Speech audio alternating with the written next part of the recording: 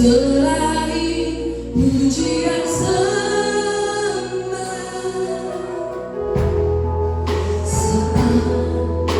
Saat ini alangkah indahnya Tuhan bersamamu selalu, memuji dan menyembah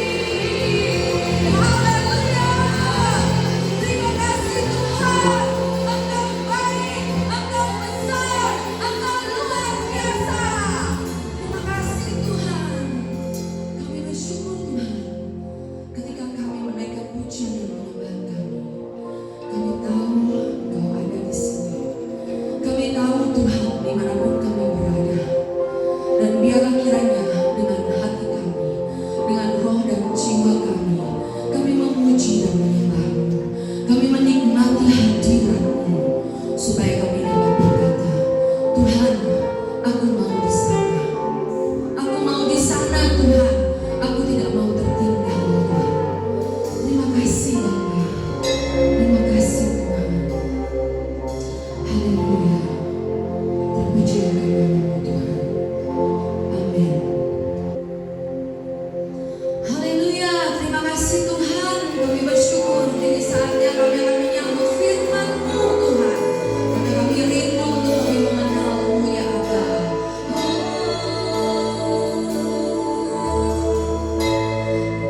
Terima kasih Tuhan.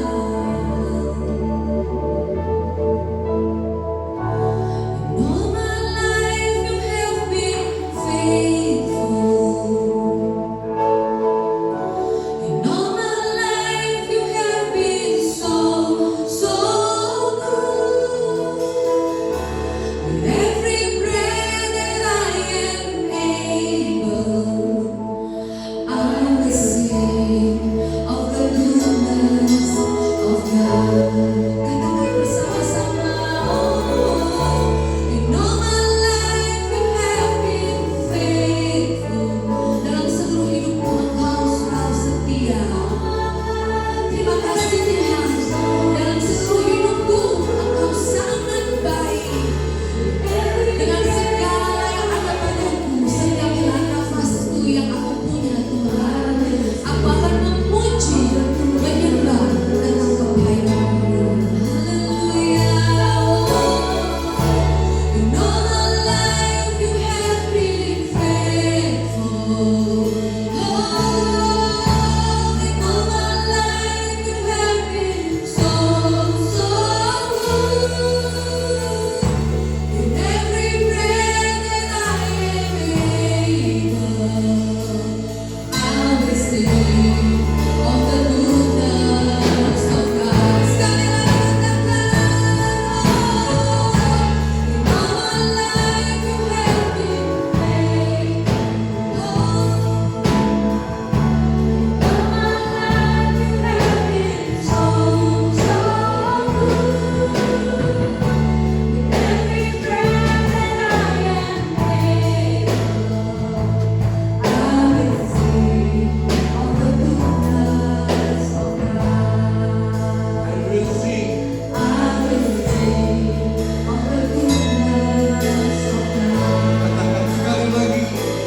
I will sing of your goodness.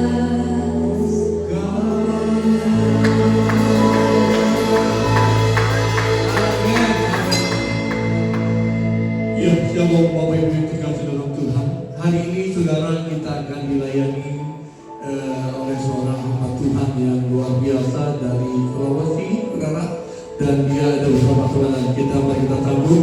Kita akan dilayani oleh Pastor Roni Romawi. Dan saya percaya kita akan diberkati oleh Tuhan. Haleluya.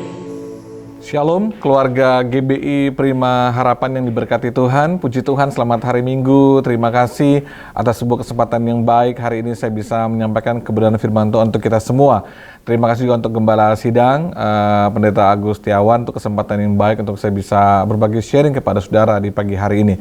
Sebelum kita akan dengar firman Tuhan, mari kita mau berdoa bersama-sama. Bapak, terima kasih buat kebaikan, kemurahan-Mu yang luar biasa. Terima kasih untuk pengorbanan dan kebangkitan-Mu yang ajaib. Hari ini kami akan mendengar firman, menikmati kebenaran-Mu. Hamba berdoa biar kebenaran-Mu mengubah hidup kami, menjamah kami pulang diubahkan oleh kuasa firman-Mu. Urapi hamba-Mu yang terbatas, berkati kami semua dalam nama Yesus. Haleluya. Amin. Puji Tuhan. Pagi ini khotbah saya berjudul tentang panas atau dingin. Nah, saudara, sudah hampir lebih daripada 1 tahun kita melewati masa-masa COVID-19. Nah, apa yang kita lihat dan kita perhatikan, apa yang berubah dari gaya hidup masyarakat? Tentunya saya dan saudara. Kalau kita perhatikan hari-hari ini banyak orang semua sangat fokus kepada kesehatannya. Bagaimana imun tubuhnya jadi lebih baik lagi agar tidak terpapar oleh corona. Kita minum segala macam vitamin, obat-obatan herbal supaya kita lebih sehat. Pokoknya kalau ada orang bilang, wah mesti minum ini, kita minum.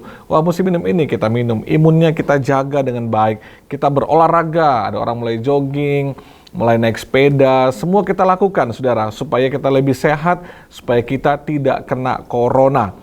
Bahkan orang mulai mengatur jam tidurnya harus cukup, istirahatnya cukup, supaya kita tetap sehat.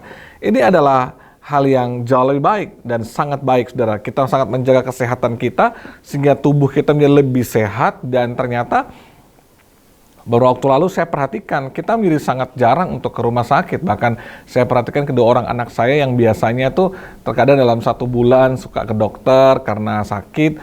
Dan setahun lebih ini hampir nggak pernah mereka ke dokter atau ke rumah sakit karena tubuh mereka semakin sehat dan kita semua semakin sehat karena kita menjaga imun tubuh kita, istirahat kita, olahraga kita, vitamin kita, dan semuanya. Nah, tidak ada yang salah dengan kita memperhatikan kesehatan jasmani kita, tapi yang menjadi sebuah pertanyaan besar hari ini adalah yang saya mau tanyakan kepada kita semua, apakah kita juga memperhatikan kesehatan rohani kita seperti kita memperhatikan kesehatan jasmani kita? Apakah semangat yang sama, fokus yang sama masih ada? Atau kita lebih banyak dan lebih terfokus kepada kesehatan jasmani kita sampai kita melupakan kesehatan rohani kita? Nah, pagi ini saya ingin kita mau cek dan recheck. Gimana dengan kesehatan rohani kita? Adakah kita memperhatikannya atau tidak? Nah, mari saudara lihat, apakah saudara masih punya semangat yang sama hari ini? Seperti semangat saudara menjaga kesehatan, semangat saudara bangun pagi, semangat saudara minum obat, semangat saudara minum vitamin, semangat saudara untuk berolahraga, apakah semangat yang sama masih ada di dalam diri saudara waktu mau beribadah? Masih adakah semangat saudara untuk beribadah, untuk baca firman, untuk doa, untuk saat teduh, untuk ibadah pada hari Minggu, untuk membaca firman Tuhan? Masihkah ada semangat yang sama dalam diri saudara? Seperti saudara bersemangat menjaga kesehatan dan imun tubuh saudara. Masih adakah disiplin dalam diri saudara untuk disiplin berdoa, disiplin baca firman, disiplin puasa, saat teduh di waktu-waktu ini? Seperti saudara sangat disiplin mengatur jam tidur saudara, disiplin memakai masker saudara, disiplin menjaga jarak saudara. Oh, kita sangat disiplin hari-hari ini dalam menjaga jarak, pakai masker saudara. Semuanya kita pakai hand sanitizer, kita sangat disiplin. Tidak boleh sentuh ini, tidak boleh pegang ini, kita cuci tangan. Wah, disiplinnya bagus sekali. Tapi apakah masih ada disiplin yang sama untuk kita berdoa, untuk kita saat teduh? Masih adakah asupan-asupan firman Tuhan yang masuk dalam diri kita?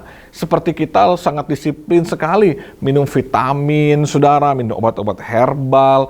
Wah, kita nggak hitung-hitungan, saudara. Kita keluarkan uang kita untuk beli vitamin, untuk beli ini, beli ini, beli ini. Tapi terkadang hanya untuk beribadah secara online kita masih hitung-hitungan. Nanti kuotanya habis. Kita mau berkorban untuk Tuhan, kita masih hitung-hitungan. Karena kita pikir itu mengeluarkan uang kita, tapi kita bisa beli sepeda, kita bisa beli vitamin dan semuanya supaya kita jadi lebih sehat. Kita bisa berkorban waktu kita untuk berolahraga, mengorbankan waktu kita untuk menjaga kesehatan kita. Tapi maukah kita mengorbankan waktu kita untuk berdoa, untuk saat teduh? Kalau sudah lihat dan cek hati kita bersama-sama hari ini, kalau ternyata kita udah nggak punya gairah lagi untuk beribadah, semangat kita nggak sama dengan kita bersemangat menjaga kesehatan kita.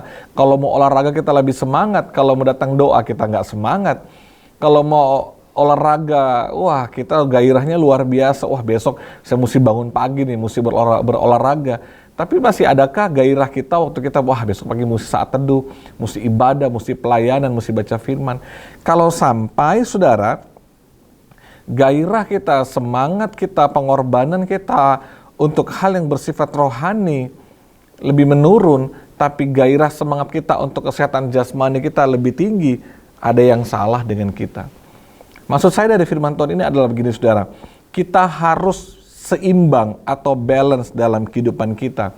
Kita harus memperhatikan juga kesehatan rohani kita. Jangan sampai tubuh jasmani kita meningkat kesehatannya, tapi tubuh rohani kita merosot. Sehingga tubuh jasmani kita ini nggak bisa diserang oleh corona. Oh, saudara bangga, wah puji Tuhan Pak Pendeta, saya sehat. Sejak corona tahun lalu sampai hari ini saya nggak pernah kena corona. Ya, puji Tuhan. Tapi jangan sampai tubuh jasmanimu tidak bisa diserang corona, tapi manusia rohanimu mudah diserang oleh iblis. Ada banyak celah. Manusia rohanimu sangat lemah sehingga iblis bisa menyerang tubuh rohanimu, saudara. Mari kita lihat Efesus pasal yang ke-6 ayat yang ke-12, dikatakan, karena perjuangan kita bukanlah melawan darah dan daging, tetapi melawan pemerintah-pemerintah, melawan penguasa-penguasa, melawan penghulu-penghulu dunia yang gelap ini, melawan roh-roh jahat di udara. 1 Petrus 5 ayat 8 berkata, sadarlah dan berjaga-jagalah, lawanmu si iblis berjalan keliling sama seperti singa yang mengaum-ngaum dan mencari orang yang dapat ditelannya. Tahukah saudara bahwa peperangan kita bukan lawan darah dan daging? Yang iblis serang bukan tubuh jasmani saudara, tapi tubuh rohani saudara, manusia roh saudara. Dia seperti singa yang mengaum-ngaum, dia sedang menyerang manusia rohani kita. Sebab itu jangan sampai tubuh jasmani kita sehat, tapi manusia rohani kita lemah. Nah, mari saudara perhatikan, di saat semua orang sehat secara jasmani, tapi mari saudara cek di Google, kalau saudara mengetik angka bunuh diri, maka dapat dikatakan bahwa sejak COVID, lonjakan orang yang bunuh diri karena stres dan depresi itu naik 200%. Bukan hanya di Indonesia, di seluruh dunia. Ada apa dengan ini semua? Secara jasmani kita sehat, berlomba-lomba jadi sangat sehat. Tapi saudara lihat, secara mental, secara rohani mereka merosot. Kalau saudara ketik di Google saat ini angka perceraian, saudara akan menemukan sejak COVID ini angka perceraian di seluruh dunia melonjak dengan sangat drastis. Wah, itu luar biasa sekali peningkatannya. Saudara lihat, semakin sehat tubuh jasmani manusia, tapi rohaninya semakin keropos karena kita lupa memperhatikan manusia rohani kita. Kita lupa membangun manusia rohani kita. Sebab itu izinkan lewat khotbah pagi hari ini di hari Minggu yang luar biasa ini, Roh Kudus menerangi hati kita. Kasih Tuhan melembutkan hati kita untuk menerima kebenaran firman Tuhan hari ini dan menolong kita untuk berubah, menolong kita untuk kembali kepada kasih kita yang semula. Mari kita baca firman Tuhan dalam kitab Wahyu pasal 3 ayat 14 sampai ayat yang ke-16. Dan tuliskanlah kepada malaikat jemaat di Laodikia, inilah firman dari Amin, saksi yang setia dan benar, permulaan dari ciptaan Allah. Aku tahu segala pekerjaanmu, engkau tidak dingin atau tidak panas. Alangkah baiknya jika engkau dingin atau panas. Jadi karena engkau suam-suam kuku dan tidak dingin atau panas, aku akan memuntahkan engkau dari mulutku. Firman ini sangat keras sekali, saudara, yang datang kepada kita semua. Sebuah peringatan yang sangat keras. Ada 3 hal penting yang Tuhan peringatkan kepada jemaat yang ada di Laodikia. Dan bagi saya, peringatan ini juga sedang datang untuk kita semua di akhir zaman, untuk kita semua gereja Tuhan. Yang pertama, saya perhatikan, dikatakan oleh firman Tuhan, ayat 15, aku tahu segala pekerjaanmu. Yang pertama, Tuhan tahu segala pekerjaan kita. Tuhan tahu kesungguhan hati kita. Di hadapan Tuhan, kita nggak bisa berpura-pura rohani. Di hadapan manusia, kita bisa bohongi semua orang. Di hadapan manusia, kita bisa menutup-nutupi semuanya. Dengan pasangan kita, dengan keluarga kita, dengan pendeta kita sekalipun. Kita bisa berpura-pura baik. Kita bisa berpura-pura jadi seorang diaken yang sangat luar biasa, seorang pelayan altar yang baik-baik saja. Oh, rohani saya baik-baik saja hari ini. Saya tetap luar biasa. Kita bisa menutupi dari manusia, kita bisa berpura-pura dan munafik dari manusia, tapi kita nggak bisa berbohong sama Tuhan. Alkitab bilang, aku tahu segala pekerjaanmu. Tuhan tahu hati saudara, Tuhan tahu hidup saudara, Tuhan tahu kualitas rohani saudara. Tuhan tahu apakah engkau sedang merosot atau engkau sedang on fire hari ini. Apakah engkau masih doa, masih baca firman, masih sungguh-sungguh hari ini. Apakah hatimu masih benar, apakah motivasi masih kudus. Tuhan tahu. Dengar, kita nggak bisa sembunyi daripada Tuhan. Jangan saudara pikir tembok itu akan menghalangi Tuhan untuk mengecek hati kita. Dia bukan manusia yang terbatas, tapi dia Allah yang tak terbatas. Dia bisa menembus ruang dan waktu di atas seluruh kehidupan kita. Sebab itu, berhentilah bersembunyi. Berhentilah membohongi Tuhan, membohongi pasanganmu, membohongi orang lain. Maka jadi jemaat orang Kristen yang lebih terbuka dan jujur. Dia Allah yang maha tahu akan hidup kita. Dan dia sangat mengasihi kita. Yang kedua, saudara, kalau kita lihat di dalam ayat ini dikatakan, engkau tidak dingin dan tidak panas. Alangkah baiknya jika engkau dingin atau panas. Engkau tidak dingin atau panas. Ada apa dengan jemaat di Laodikia? Nah, ternyata saudara, dalam penyelidikan dikatakan bahwa kota Laodikia sebenarnya tidak punya sumber mata air, saudara. Jadi untuk kebutuhan air mereka butuh dari kota Hierapolis dan kota Kolose yang mengapit kota Laodikia. Nah, dari kota Hierapolis itu mengalirkan air panas dan dari kota Kolose mengalirkan air dingin. Jadi saudara bayangkan di kota Laodikia tercampurlah air panas dan air dingin menjadi suam-suam kuku. Nah, keadaan lingkungan, keadaan geografis pada waktu itu suam-suam kuku, dan ternyata itu juga mempengaruhi gaya hidup masyarakatnya pada waktu itu. Dan sangat disayangkan bahwa jemaat Tuhan yang ada di sana pun hidup mereka terpengaruh menjadi seperti orang-orang Laodikia pada umumnya. Mereka menjadi orang Kristen yang suam-suam kuku, ya biasa-biasa saja, menjadi orang Kristen yang munafik, saudara. Nah, mari cek kerohanian kita hari ini, masih adakah semangat dan gairah kita akan hadirat Tuhan? Hari ini bagaimana waktu saudara menyembah Tuhan? Waktu saudara ada di rumah saat ini berdoa, apakah ada gairah yang sama? Atau kayak saudara hanya asal-asalan? Saya nggak tahu. Kami semua hamba-hamba Tuhan, gembala saudara nggak tahu. Saudara sedang nonton nggak? Sedang beribadah atau nggak yang ada di rumah? Bisa aja kan saudara buka YouTube sebentar, lalu say hello, shalom, happy Sunday, gitu ya, di kolom chat. Habis itu saudara ganti channelnya atau saudara mematikannya. Saya nggak tahu saudara sedang mendengarkan firman ini dalam posisi seperti apa. Lagi baring-baring kah? Lagi cuci baju kah? Lagi sambil ngopi? Atau apapun kondisi saudara. Tapi saya bilang kepada saudara, mari kita datang sama Tuhan dengan semangat, gairah, kerinduan yang sungguh-sungguh. Perhatikan keadaanmu, saudaraku, engkau tidak dingin atau panas. Coba cek apakah saudara masih punya gairah yang sama untuk ke gereja hari Minggu untuk melayani. Saudaraku, apakah saudara masih merasa gini nggak? Kadang-kadang gini, ada orang gini, kalau dia tiba-tiba mungkin hari ini dia lupa baca firman tuh kan, aduh kayaknya ada yang nggak enak ya. Apa yang lupa ya? Iya saya lupa doa kayaknya hari ini. Tiba-tiba, apa yang lupa hari ini ya? Aduh, saya lupa baca firman hari ini. So kira-kira coba saudara renungkan ya, saudara yang ada di rumah ya. Kira-kira saudara masih ada rasa gitu nggak sih?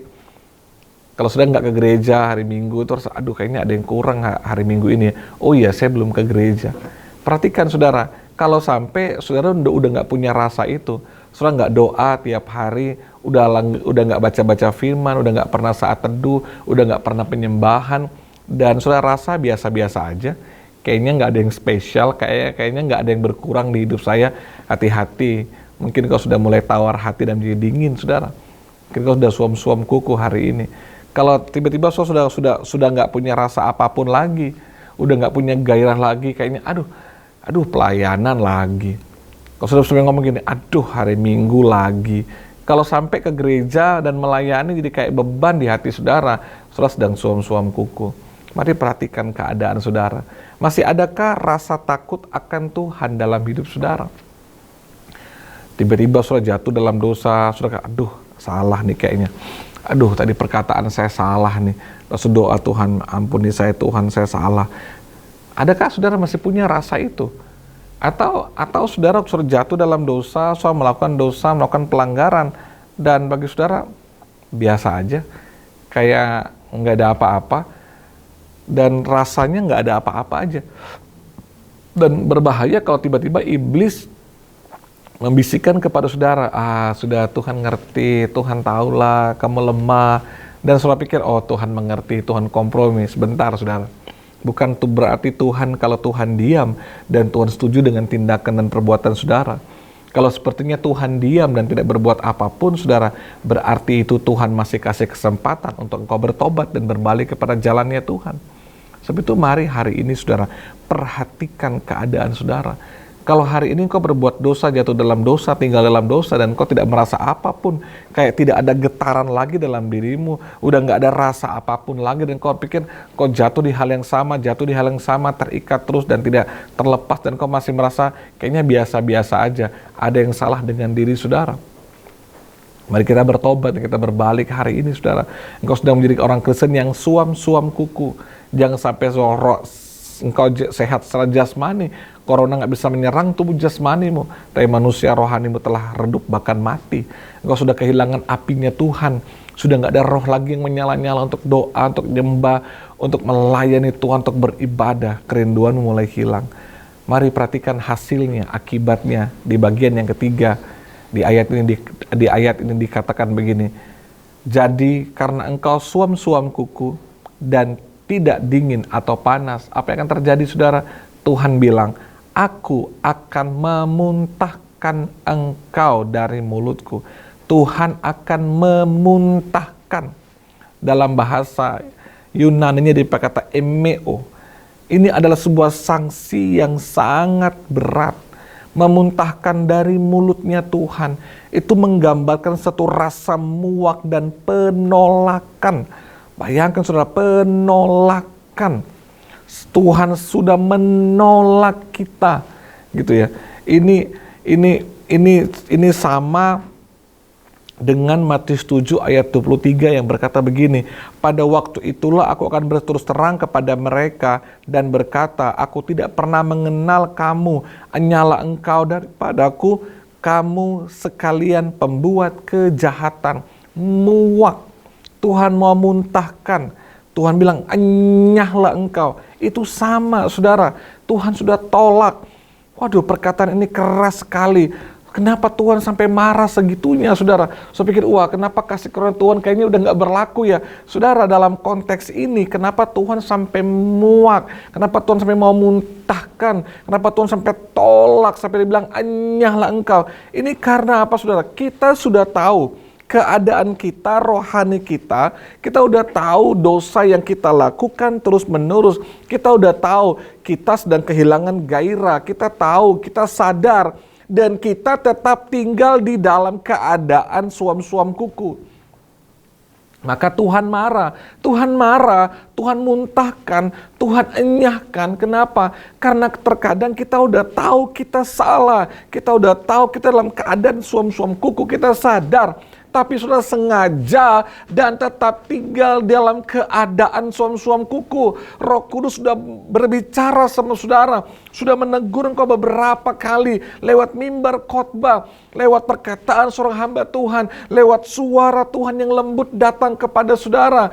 Tapi saudara tetap mengeraskan hatimu, tetap menolak firman Tuhan dan tidak mau berubah. Dengan sangat sadar engkau memutuskan untuk tinggal dalam keadaan yang suam-suam kuku. Engkau dengan sadar tetap melakukan dosa itu, maka jangan salahkan bahwa Tuhan tegur saudara, Tuhan muak, Tuhan muntahkan saudara.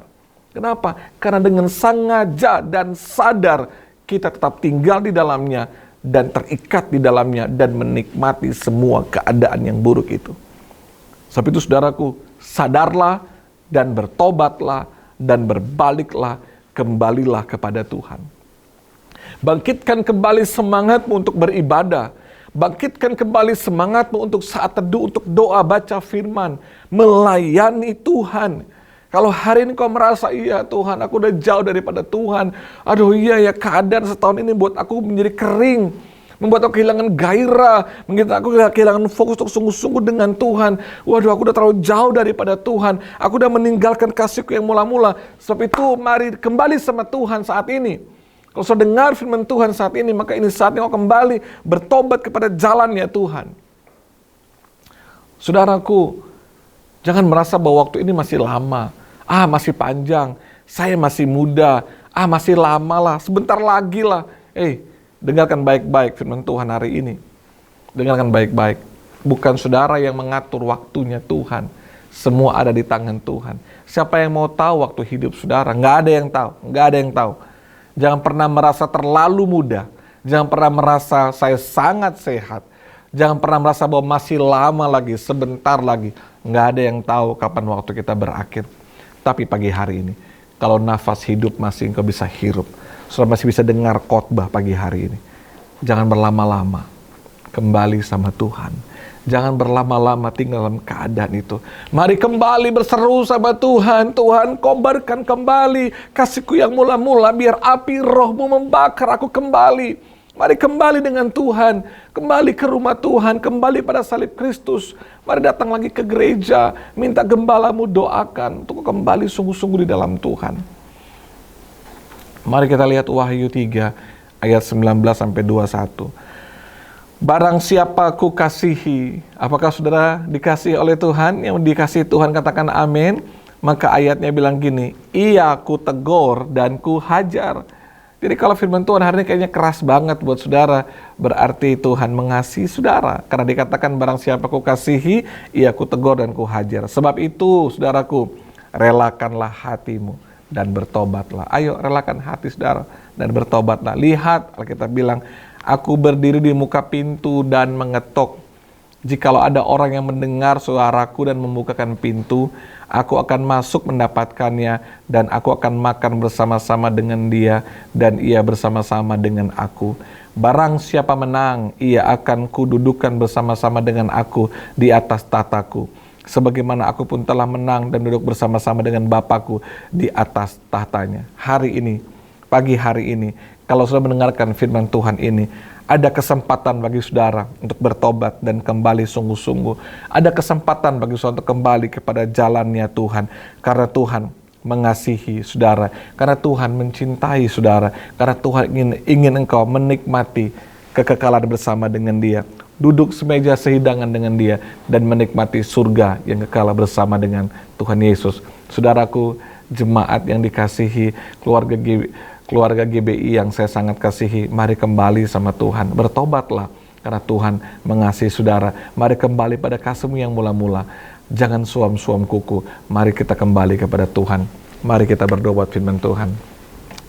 Bapak, terima kasih buat kebenaran untuk firman-Mu pagi hari ini. Hamba berdoa biar Roh Kudus menjamah hati kami, menegur setiap kami, menerangi hati kami. Kasih-Mu mengalir menjamah kami dalam nama Yesus Tuhan. Tuhan, jamah kami, kalau kami masih terikat dengan dosa kami, lepaskan dalam nama Yesus. Biar kami kembali bertobat kepada jalannya Tuhan. Kembali kepada firman-Mu Tuhan. Biar api Roh-Mu membakar kami kembali untuk berapi-api dalam Tuhan, untuk bersungguh-sungguh dalam Tuhan. Terima kasih Bapa, biar firman ini mengubah hidup kami. Kami berbalik kepada jalannya Tuhan. Di dalam nama Yesus kami bersyukur, urapi firman ini Tuhan agar mengubah hidup kami. Haleluya. Amin. Saudara, kita sudah diberkati oleh firman Tuhan hari ini. Saudara, kita akan berpisah satu dengan yang lainnya. Mari kita katakan kita sama-sama di hadapan Tuhan. Dan biarlah kiranya berkat, kesehatan, kekuatan, sukacita, damai sejahtera Allah melingkupi kita hari ini sampai selama-lamanya. Apa yang kita kerjakan akan berhasil dan kasih karunia Tuhan akan menyertai kita sampai Dia Yesus datang kedua kali menjemput kita di awan-awan yang bermain. Maranatha. Setiap kita yang percayakan pengharapan ini sama-sama dengan saya katakan,